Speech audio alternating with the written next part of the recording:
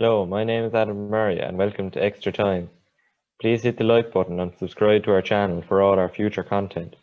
Tonight we have a very special show. Joining me alongside Jack O'Connor, Billy Welch and Mr. Briggs is a current member of the Waterford hurling panel. I'm delighted to welcome former St. Declan student, Billy Power. And as you're a past pupil of the school, Billy, what have you been doing in your professional career or college since you left school? I suppose after I done the leaving in Kilmac, I went and I'm third year student in UL doing PE and Irish teaching. So just tipping away at that a year and a half left to go. So enjoying that at the moment and just doing a bit of subbing here and there while I'm tipping away at that. Well, handy job, as you said yourself. Well, college isn't too bad. When I get out into the real world now, I'll see what it's really like. But enjoying it so far anyway. So looking forward to hopefully getting the qualification. And you were obviously in school, Billy, when St. Declan's reached an All-Ireland final. What was it like to play on a successful team in school? Yeah, as it was great, really. It was there was some buzz around the place.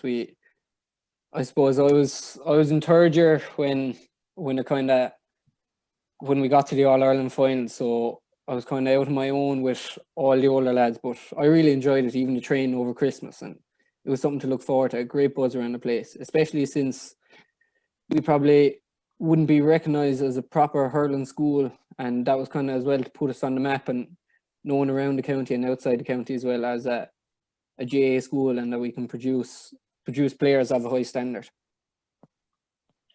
And you were saying you're very young playing. You're probably delighted to be playing on the team, let alone being successful at the team. Yeah, it was great. And just I suppose a good thing about school hurling is you can go out and there isn't too much pressure and you can go out and enjoy it.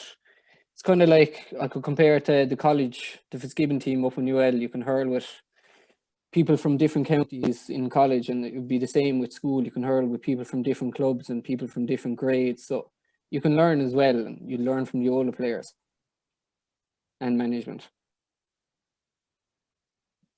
And obviously you're coming into the first Munster Final for a good few years in the Waterford setup, and it's exciting to be training this time of year. Looking forward to Munster Final. It is, yeah. I suppose with the way the year was, if you're told you're going to be playing a Munster Final in the middle of December or middle of November, you probably wouldn't know what someone was on about. But it's great to be looking forward to. Great buzz around the place. I suppose with there being no crowd and everything, this being only my second year on the panel and my first build up to a Munster Final, I have nothing else to compare to. So I couldn't really notice the crowd being different or anything being different. So from that point of view, nothing has changed for me, and I'm just looking forward to it. And Billy, can I just say it's great to have probably Connie's greatest ever hurler with us and yourself here tonight. Thanks. No problem. I suppose that you mentioned you're in school and you're in third year. I'll never forget is Billy came up to me one day and he was asking me could he come train with the senior team. And just to give a bit of an overview to Adam there and Jack, I think in all my time in St. Declan's, there was only ever one other third year would have been on the panel, would have been Ronan Cahill. And I suppose there would have been a big difference in stature between Ronan and yourself when you were both in third year. I don't think he's grown since. But like I was going to explain to Billy that, of course you can come training as long as it doesn't affect your studies because you're in third year. But like I suppose at the time we would have known you were incredibly talented, but I suppose it would have been the year after that we would have expected to see the best of you.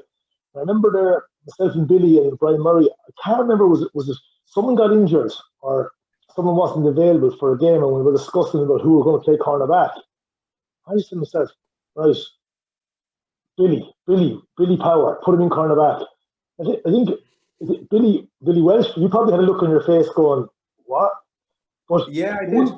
Yeah. But the one thing I'll say is that, like, both himself and Noah, who were the two cornerbacks from the team, both Clan men, they were phenomenal all year because it allowed Craig Tyrrell to attack every single ball at full back because he knew that they'd have someone behind him to cover him every single time if the ball went through. And like Billy kind of brought his intelligence, and you see that at a county level now. He can play anywhere from say 8 up the field, and probably like he fit into the half back line in any position either as well. So like to see a third year starting a senior hurling team in school is unheard of in St. Declans. So like long-winded story, but how would you, I suppose yourself, you left St. Declans and you went on to UL. But like you would have played, UL would be renowned now for being a phenomenal hurling college. You probably would have played with a huge amount of inter-county players. Would that given you more confidence, knowing that you were just as good as those to push on to the next level? It would, yeah. It would give you great confidence because you're always, I suppose, in the back of your mind, you can compare. It's easy to compare yourself with people from your own county because every county has their own style of hurling and their own way of playing, and that drifts onto the hurlers as well. And you could nearly, watching some games and watching the way teams play, you could pick nearly what county they're from. So it's great to be able to go up and see, you could compare the way you play or the way your philosophy on it to the philosophy of people, hurlers from other counties, and the way they think about the game as well. But it had me in cornerback when I was in third year, sir. Yeah, I remember it actually. I remember we played Ballingarry in a Munster Quarter Final in Davin Park. That was my debut, and the game went to extra time. Won by, I think it was 2 points. Yeah, that was the day. That was the debut. Connor Dawson got it. He got concussed. Yeah, he had to go. Like, Jamie Murphy's mother brought him to the hospital. I think that was the highlight of that day. Anyway, right around, I think it was around the midterm break as well. Were we getting we were due to get some sort of holiday. I think that ended up being our toughest game of the whole campaign, really, like, until the All-Ireland final. Like, I can't remember who was playing cornerback up to then. And Owen Skehan. Who was it? Was it Owen Skehan? Could have been, or was it Owen Bray was back cornerback? Yeah. Yeah, but like anyway, yeah, because that was some battle, and when we came out of that, we knew we were going places. You know. They were a good side. That huge, very good. Yeah. Really, they had a really good. Was it full forward or centre forward? He caused us a lot of damage. Now he's a good hurler. Yeah, he had black helmet. I remember him. Yeah. Yeah, Caleb Lyons was up to nothing that day. Yeah, as always. And I suppose that how, now that you've been on the county panel a year, we spoke to Karen last week about it as well. When you first come in into the panel, it must be kind of nice that, especially this year now you're there, like you have guys you play with in school as well. You're not, when you're there, and obviously like you were there last year, so you probably have Michael Brick Welsh and you have a lot of other fellas who are established players, and you sometimes you might feel like you're young and you're going to step out of the line, but it must be nice to have a couple of lads you play with in school play. Oh yeah, it's great to have like Caleb and Mossy in there, because I suppose you have something to fall back on straight away. If you ever had any queries or anything, you would have grown up with them around the same area. They kind of understand you maybe a little bit better. And I suppose being with lads, like there's a good few young lads on the panel now, I suppose it's not that you wouldn't gel with your older lads or anything, but like you get on great with them, they're great role models. But with younger lads, I suppose you have a lot of the same goals with regards to trying to break into the team, whereas with older lads they might be established already. And I suppose from playing with them underage, you can have the confidence then that you'd understand their game and they'd understand your game, and that I suppose that you're good enough to be in there as well. You'd have that sort of belief as well that you can kind of mix it up with anyone then. Billy, you mentioned something there about philosophy in hurling, right? And it's kind of something. Yeah. It's but seriously, right? Because I do think you kind of have to have a philosophy in how you want to play the game, because if you judge yourself on winning and losing, sure, that's kind of a ridiculous way of judging a team, because there just could be another team that's better on the day. Like, that doesn't necessarily mean you haven't succeeded. But like, if you look back on Waterford a few years ago, they would have looked to play the game a certain way. Like, does Liam Cahill, does he just kind of say go out and hurl, or have he a way that he wants you to hurl? Like I suppose what I'm trying to say is, does he try to put a stamp on it, his philosophy, or how has that philosophy changed over the last while? Yeah, I think all good managers and coaches do kind of like, they just want the way they see the game to be played by the team they're over. So whether that be a defensive way or an attacking way or whatever it might be, I think all good managers try and get that point across and get their players to believe in a certain way of playing.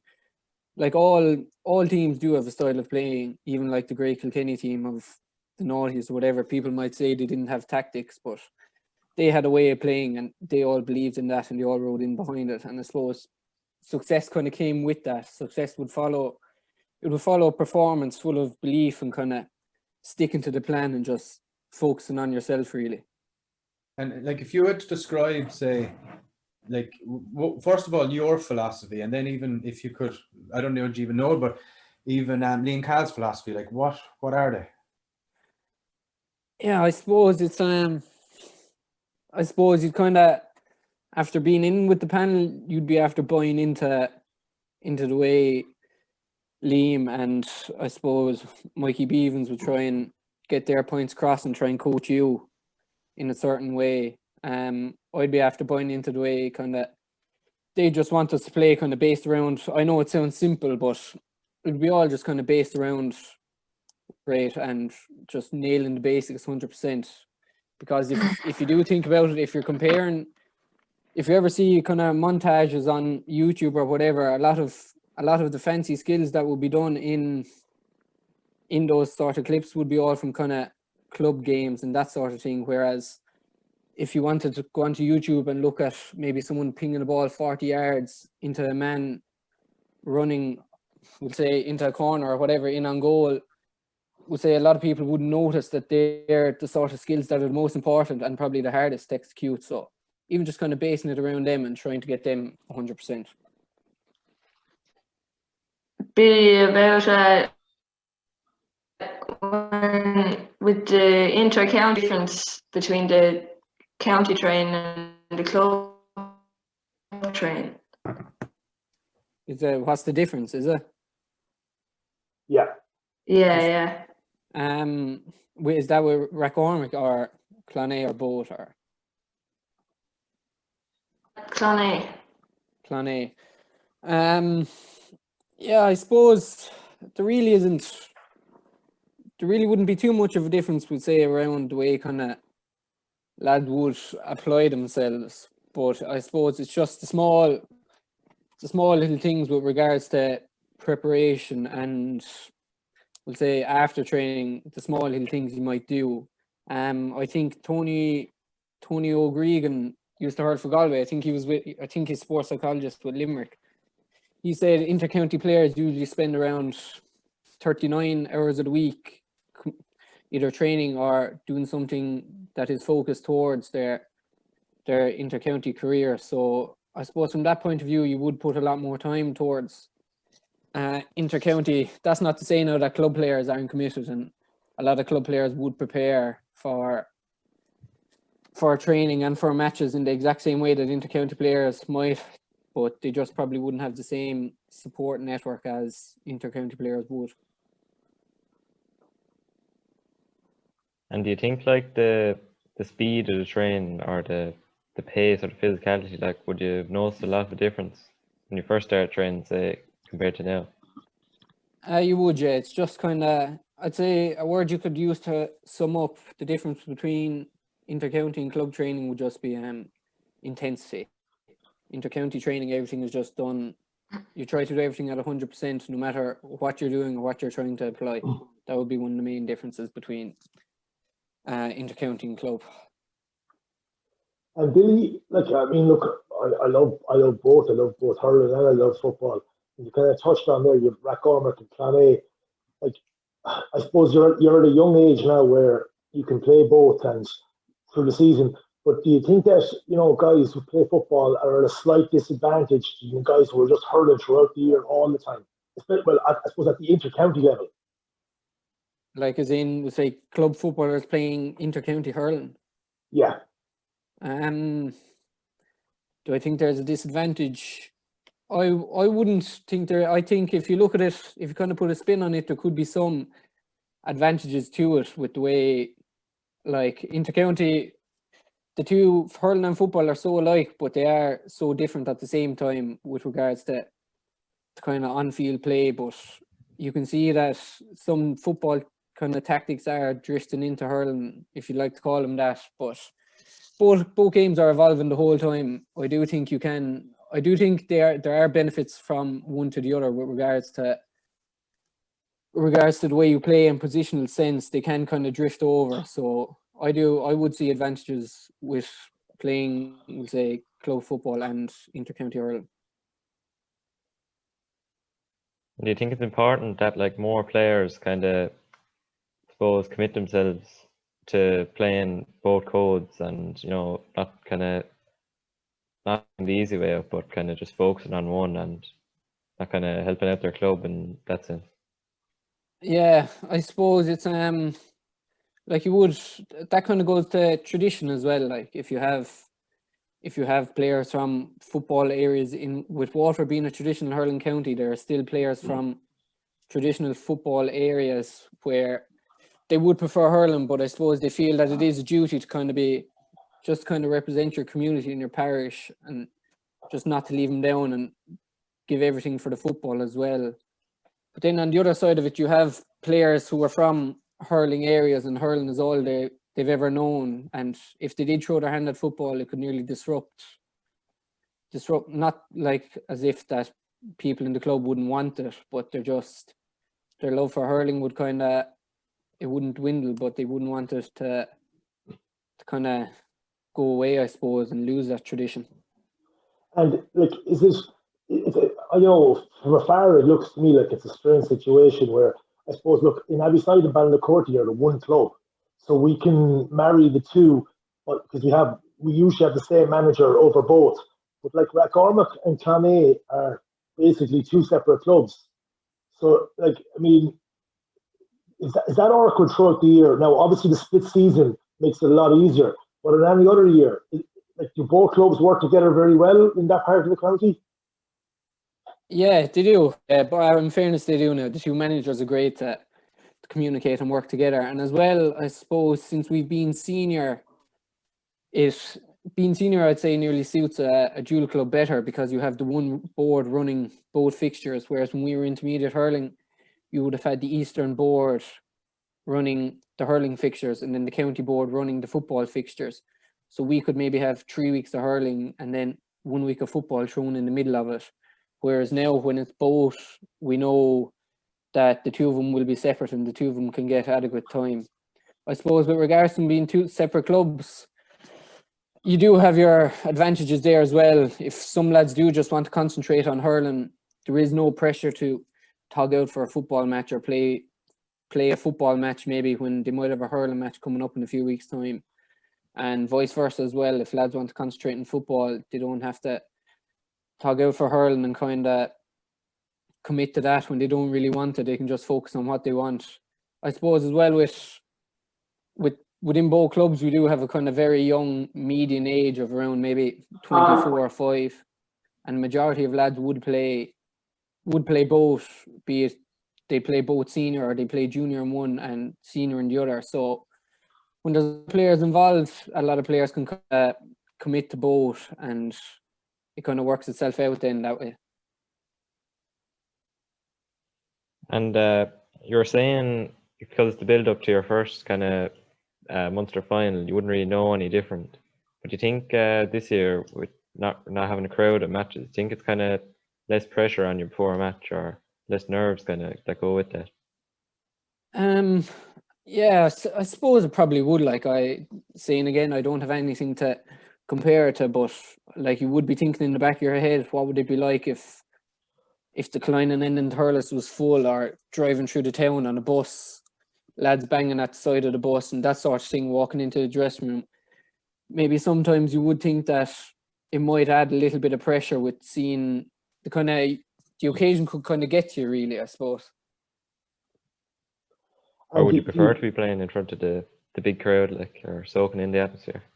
You would, yeah. Even if it was in the middle of December now and it was lashing rain, you'd still want you'd still want the crowds there, and you'd still want. I know we can't in the current situation and with the way things are, but I suppose when you were younger and when you were playing around, you never probably thought that you'd be playing in an empty stadium and doing everything socially distanced. Is it hard for you? I suppose. Look, we'd love to see a start, and I suppose you played very well when you came on against Cork a couple of weeks ago. But I suppose can it be tough mindset when you're starring for your club and you're a young lad, and you know that Jim Gavin refers to all subs now as finishers. So you have a very, very important role if you come on.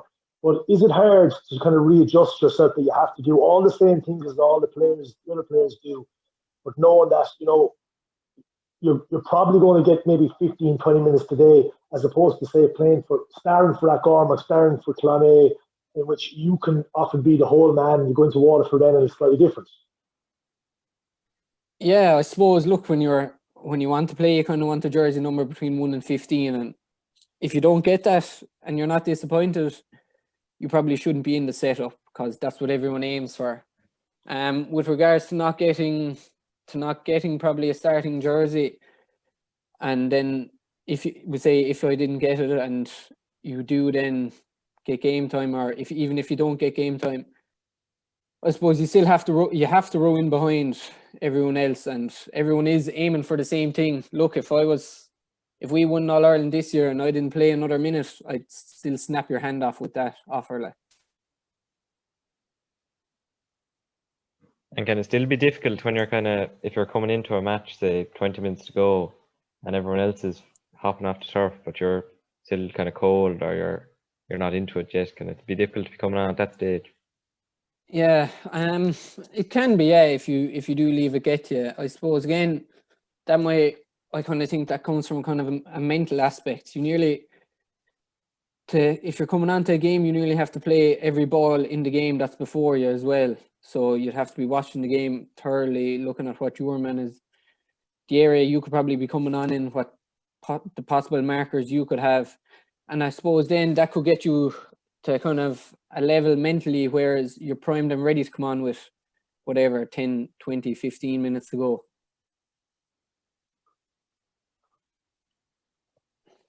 And with this match coming up, look, I suppose things have changed in the GA now over the last while. I suppose if this was 20 years ago with Ken McGrath, John Milan, Walsh, people would probably be bunting everywhere. There'd be flags out. I suppose it's a bit more subdued, I find, this week, because obviously Limerick will probably be overwhelming favourites. When you go through your daily routine and you go through, do you feel there's a buzz, or do you feel as if there's something slightly different this year because of COVID? Yeah, I suppose going back again to, I wouldn't have another Munster Final lead up to compare to, but I would find that there is a buzz. It probably does come from within the bubble. I suppose, look, if you weren't up for a Munster Final, again, you probably shouldn't be in and around the setup, no matter if you were number 1 or number 12, 15 or number 35 or 6. If you didn't have that buzz, I suppose you can feed off other people as well with that buzz. And no matter, even if there was crowds and there was bunting and everything, where I still think that buzz would come from inside the bubble and from the players around you, more so than the media and seeing the flags and everything like that.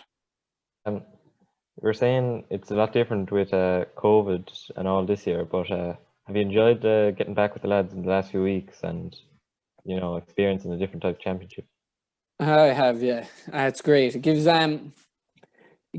just great structure as well, more than that, and it gives you something to kind of aim for. I know a lot of people at the moment don't really have structure, or don't really even know what the following week might lay in store.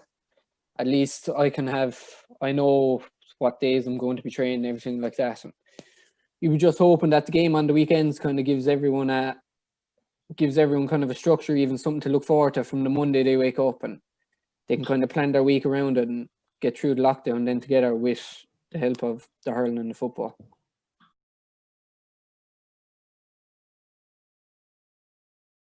And the draw for the qualifier is made today, and Tip coming out against Cork, and Wexford against Clare. We'll start with Tipperary and Cork. Mr. Briggs, how do you see this one panning out? Yeah, it's very, very interesting, this game. I watched Cork at the weekend, and I know Dublin were poor, but I thought that a few changes they made. I was very impressed with Robbie O'Flynn, their big man on the wing. Got 4 or 5 points in play. They needed him, to be honest with you. But the other changes they made, even Jack O'Connor in the corner, his namesake here on here, he wasn't that impressive, but his speed alone, he kept defenders honest.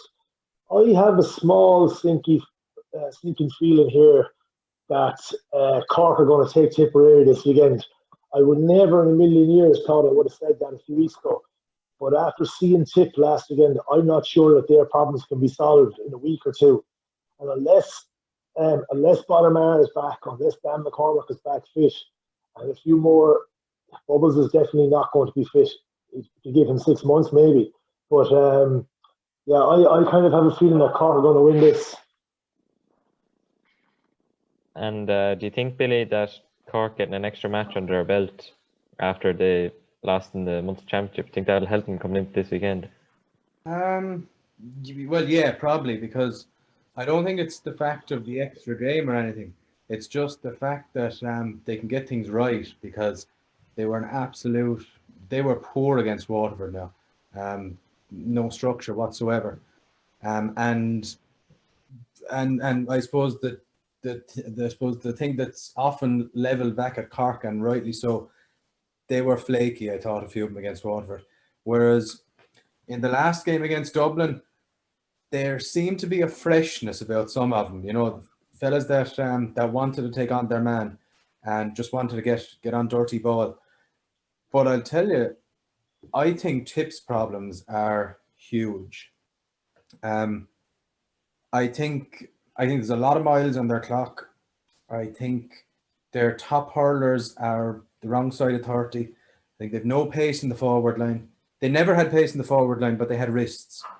And this time of year, I don't think their wrists are going to count for as much as they used on a dry ball. So I don't think Cork are brilliant, but I think they could take Tip. They need Bonamar back. He's the only forward that can break a tackle for him. So I stick my money on Cork. Yeah. And you, Jack, what do you think this fixture? Yeah, I'd say Cork will take it handy enough, because Tip against Hello?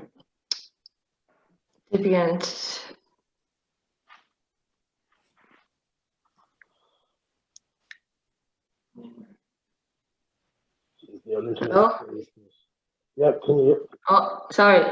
Tip against Limerick, where they were slow, and Limerick are just so good at, we said last week, at the 40, 50-yard balls, they can just pass it off and just get scores. And they did a lot of scoring against Tip as well. And what Billy said about Cork, I don't think Mr. Collins will be too happy about, but it's true all the same. But I'd say Cork will take it in the end, I'd say. Yeah, it's kind of a strange one, the fact that both teams are kind of coming into the match in bad form, or not really. Neither of them are looking like favourites. But I still think Tip might win. I know they're champions of last year, so you can't really forget that they're only All-Ireland champions 12 months ago. But and Tip people will go mad, and I know a lot of them. But were Tip the best team in Ireland last year? No, they weren't. I think Limerick were caught on the hop. I don't know, were Tip even the second best team in Ireland? Come here to me. I cannot understand this perpetual myth that if Richie Hogan hadn't got sent off, Tip would definitely have won that game. I go back to it. Kilkenny were a point ahead right? And okay, Tip had come back into the game slightly after a good start by Kilkenny. Going down the stretch, a Kilkenny team, I don't care how good they are. You think that, going down the stretch, Kilkenny are going to have the nous, they're going to have the bottle to finish that out. And there's no way I would have given Tip the nod over Kilkenny with 15 men on the field. So, to me, they got out of jail. They shouldn't have beaten Wexford. Everything went right for them. Wexford threw that game away. Now, look, they've some phenomenal players. They should have won more than they did. Like, they've never put that two back-to-back since the 50s, is it? And, like, look, to be honest with you, there's a lot to be said. I just don't, even if Tip win this weekend, I can't see them going much further. You know, do you remember last year when Bonner-Maher got injured? I remember turning to my father and saying, that's Tip done.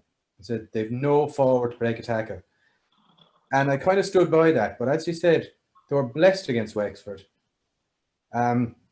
You think back of all Tip bet Kilkenny once or twice. But think of all the times Kilkenny ground that Tip team. As the game progressed, they just ground them and they suffocated them. And I think if Tip didn't have the extra man there against Kilkenny, I think Kilkenny would have done the exact same again, ground them down. And you know, I actually dislike saying it because I love the way Tip hurled.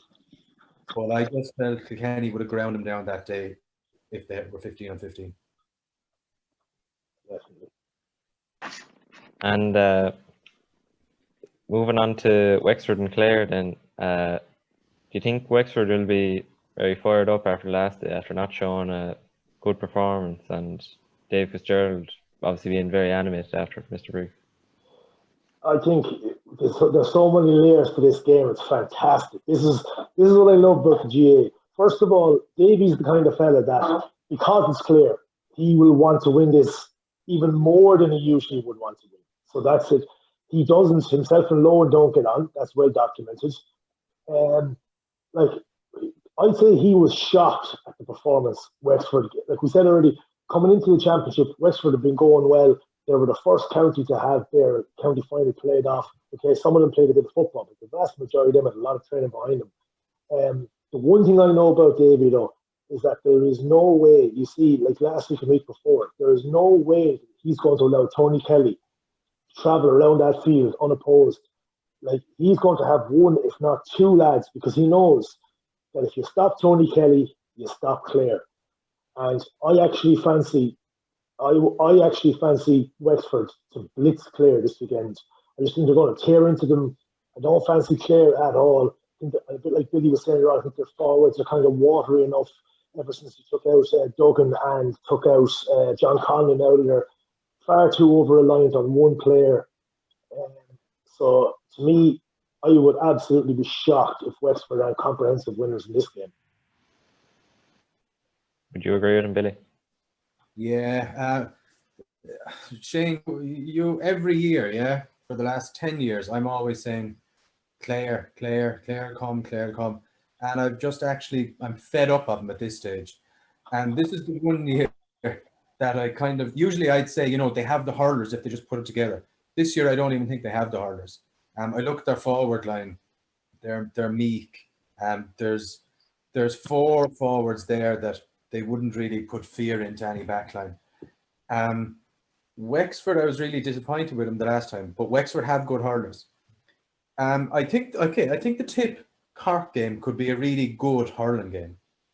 I think this Clare Wexford game, I think Wexford are just going to suffocate him, and I think Wexford will run out handy enough winners, and I think it could be a damn squib.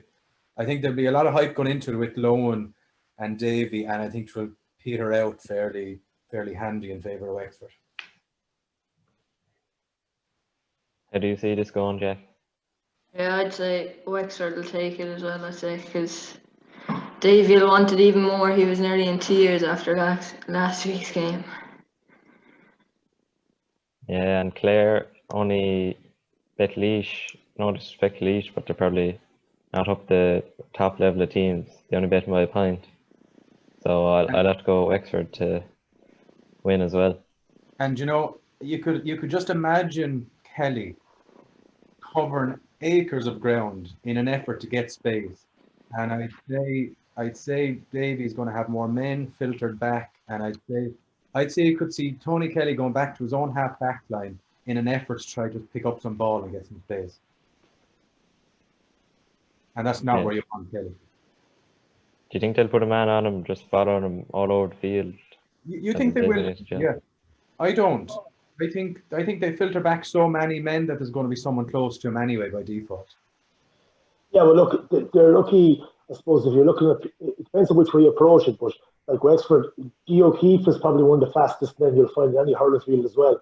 So if they decide to put someone, he could be an option. He also used to play in the half-back line as well. That might be an option. Look, like that, whether they do or not, I think Davy's well versed at snuffing out guys over the last number of years. There's just no way to have some plan, because there is no way that they're going to allow Tony Kelly to feed him in the park. We're all predicting Wexford, so. Yeah. And moving on to the big one for us, and for a lot of people watching this weekend, Waterford and Limerick in the Munster Final. What's your take on this game, Mr. Briggs? Well, I'd like to get your take on it. I know Billy was saying he was in the bubble. I see no hype about this game anywhere. I don't think, well, maybe they'll ratchet up now at the end of the week, come the weekend. But I think Waterford people are half afraid of what could happen in this game. How do you feel about that? Because there's certainly no hype. No one is talking about this game as far as I can see. No, I haven't seen a flag or a bit of sign or a bit of bunting or anything.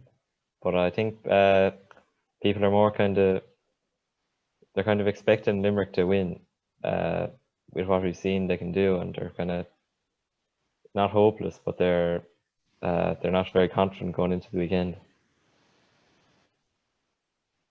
Yeah, I think Waterford. Do I think they're going to win? No, I don't. But what is success for Waterford this weekend? Like when they met in the National League, like they didn't get blown away, but they were never really in the game to win it. I don't think Waterford are going to roll over anywhere near like Tipperary did. And I think they have the players to really put it up to this Limerick team. Like I think the Waterford half back line could do some serious damage. Like you see there, for instance, like if Morrissey and the lads go back into their own half back line, well, Ty DeBurka, Caleb Lyons, Kevin Moore, and whoever it is, they're well capable of coming up this field and getting scores, just like Jared Burns. However, do I see Waterford 36 points against Tipperary? It's ominous. Do I see Waterford having the scoring power to beat Limerick? No, I don't. You mentioned the half back line there. Do you think that'll be the area where it's kind of won or lost, Waterford half back line and the Limerick half forward line? Well, I'll tell you one thing. As brilliant as to me, Caleb Lyons was man of the match the last day, because not just because he's a former student, but because when the game was in the melting pot, I thought he was the one who really drove Waterford on. And then as the game went on, Ty DeBurka came more and more into the game, and he had unbelievable amount of possessions. Put it this way, Billy, can you see Limerick landing ball after ball after ball on Ty DeBurka? If you look at the ball they were playing to Declan the last day, it was 60-yard balls taken out the sweeper into diagonal, or playing precise ball. Limerick play a very precise game. They're not going to be dropping ball down on top of Ty DeBurka, and you're going to have the opposite. Again, you're going to have Keane Lynch running at DeBurka, and Ty DeBurka, no centre back in Ireland, is going to like that.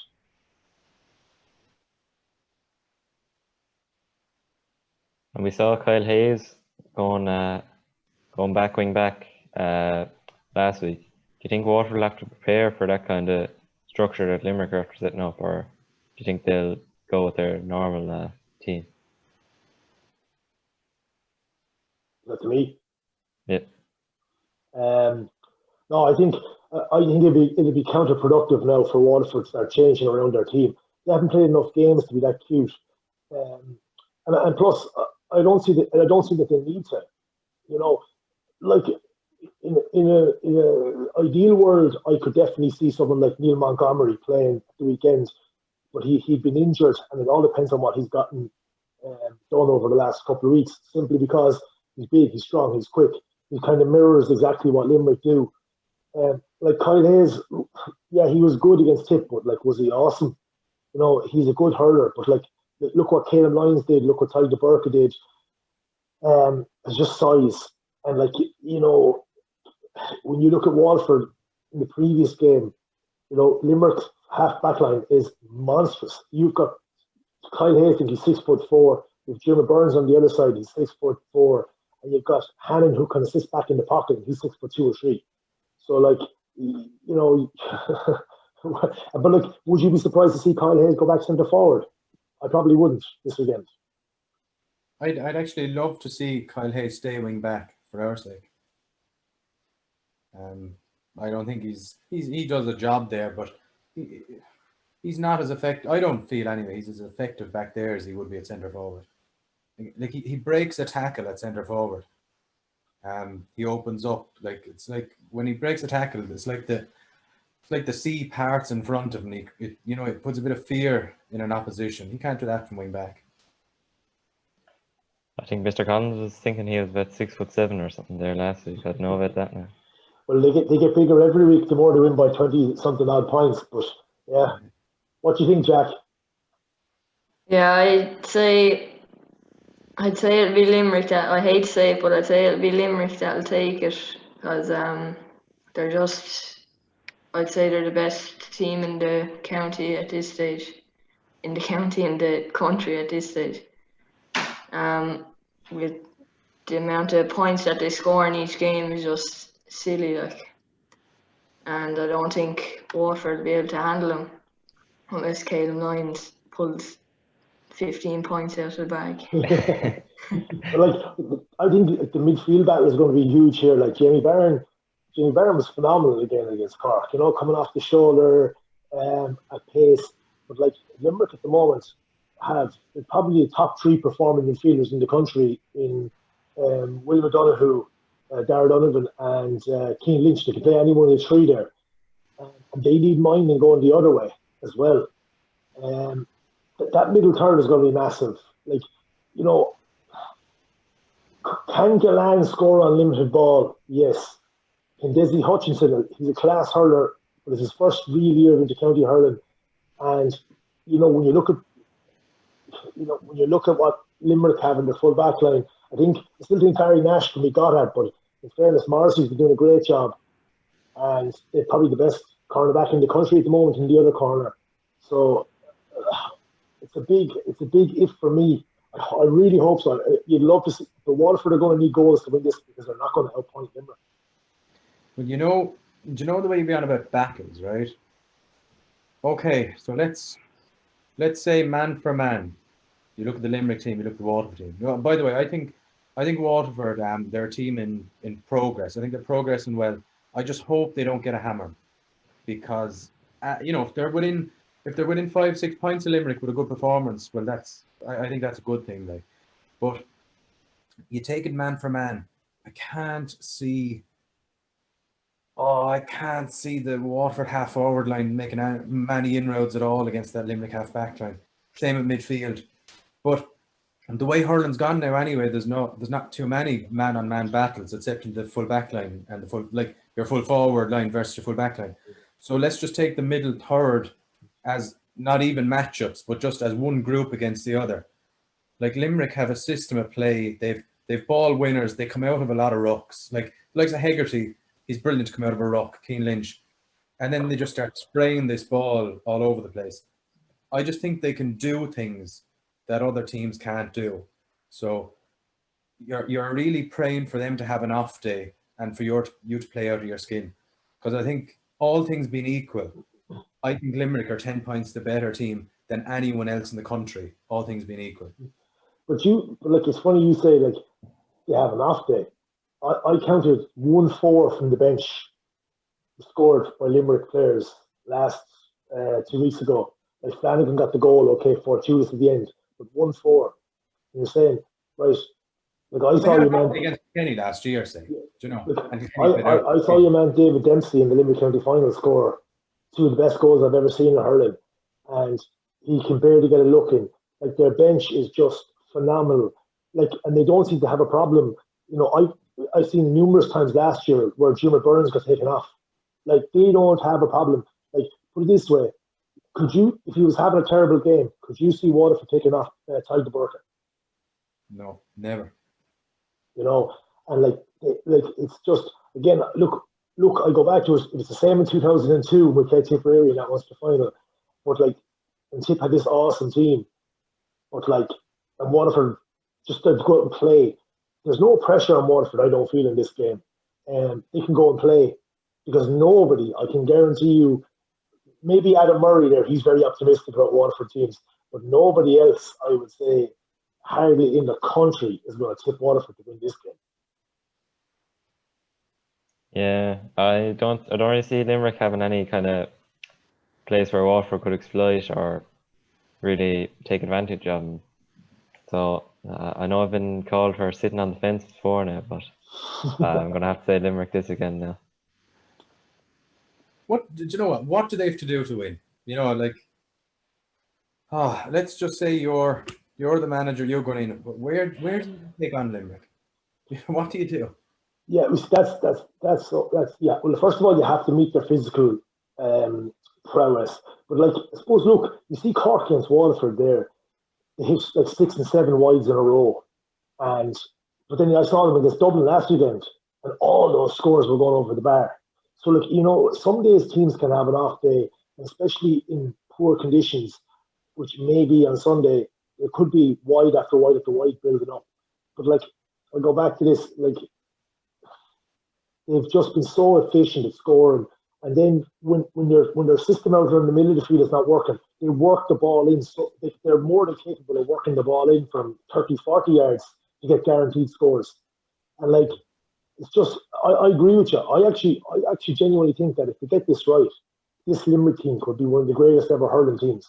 Now, they have a lot to prove yet. They have to go and do it yet. But like, to me, on paper, they have everything to be a once-in-a-generation team. And I think they know that themselves. And all of that kind of stuff last year with, you know, guys fighting in America and Kyle Hayes up in Cork, like, they're going to want to put all that right. And I think that they know themselves that, you know, how much of a mess they made last year. And that, you know, this is the year to put all that right and to start a dynasty and a legacy as opposed to just be, you know, a one-off wonder. But actually, look, you take that Limerick team, right? So compared to the Cork team, you push up on the Cork puck outs, so they have to hit it long. And their half forward line can't win their own ball, right? So there's a deficiency there. Tip half forward line again, right? So again, you push up. Whereas you take the Limerick side. So let's say you want to cut out the supply from the puck outs to their half forward line. So you're bringing back your half forward line, to cut out them 3 big men winning ball. But they're just as happy going short, working it through the lines. And then you'll have people shouting, will you push up on the puck out? And as soon as you do, they'll hit Gerard Hegarty then. Like, you're just kind of thinking, where do you go? Like, how do you snuff out there? They've so many options. Yeah. I don't think there's any tactic that could deploy to really stop them. I think it just has to be kind of how the players go out and play and how, if they can get on top. That's how the big problem here is that Kilkenny beat them last year, okay, due to this non-40 or non-65, but Kilkenny played in their faces and took the chance and went 15 on 15, pushed up everybody. I think I would be afraid for Waterford. Waterford don't have a full back line. I don't think Waterford have a full back line that we could afford to have half-backs play out in the middle of the field and play one-on-one inside. I think they get skinned alive. It's just, whereas Limerick could play that game because, like, up until this year, okay, one other team in the country would lose 2 of their full back line and be able to replace them. But like, at the same time, I still think Barry Nash and I still think Morrissey have yet to be tested. But like, do Waterford have the players to test them? You know, you have Desi Hutchinson. Who else can you play inside there that's top class that can test those players? So, you know, it's all looking a bit ominous to me anyway. Will we? Do you want to ask for a last prediction there, Adam, and we'll call it a night? Yeah. So I'll ask for your predictions. I'll start with you, Mr. Briggs. I'd actually think Waterford are going to perform well at the weekend. Now, what does well mean? I think anything inside of 6 points is going to be a good performance. I really hope, because at the back of your mind as well, there's a quarter final or a semi-final at stake, but there's still another game to come, and it's very hard. You see Tipperary, very hard to pick yourself off the floor from that kind of hiding. If you get it, and we're asking serious questions about here at Tipperary today, like those questions will be asked about Waterford if they go out and have a poor performance. So I think there is a good performance in Waterford here. They're, like Billy said, they're coming along nicely, but I still think it's a year too short for them. They'll improve with another pre-season, another season under Cal, and I think obviously going for Limerick win, but I think anything under 6 points would be a good day out for Waterford. What about you, Billy? Look, I really like the way Waterford are going about their business. I think they've real genuine lads on the team. They work hard, good young lads. I just like what I'm seeing. But I just pray that Limerick don't take him to the sword, just for I suppose I want this Waterford team to build, and I just think it could be a huge setback if Limerick do to him what they're capable of doing to most teams in the country. So I'm going to go Limerick, and I think anything within 10 points, with a good performance, I'd be happy with Waterford. And to be honest, as I said, I don't think any team in Ireland, all things being equal, will come within 10 points of Limerick. So if Waterford do, well, that's a step in the right direction for me, but it has to be Limerick. And yourself, Jack? Yeah, I agree with what Billy and Mr. Briggs said. I'd say Waterford will perform well, but I don't think any performance will beat Limerick. I'd say the only thing to stop Limerick, not for just Waterford, but for any team, Billy will like this one, is a heavier slitter, I'd say.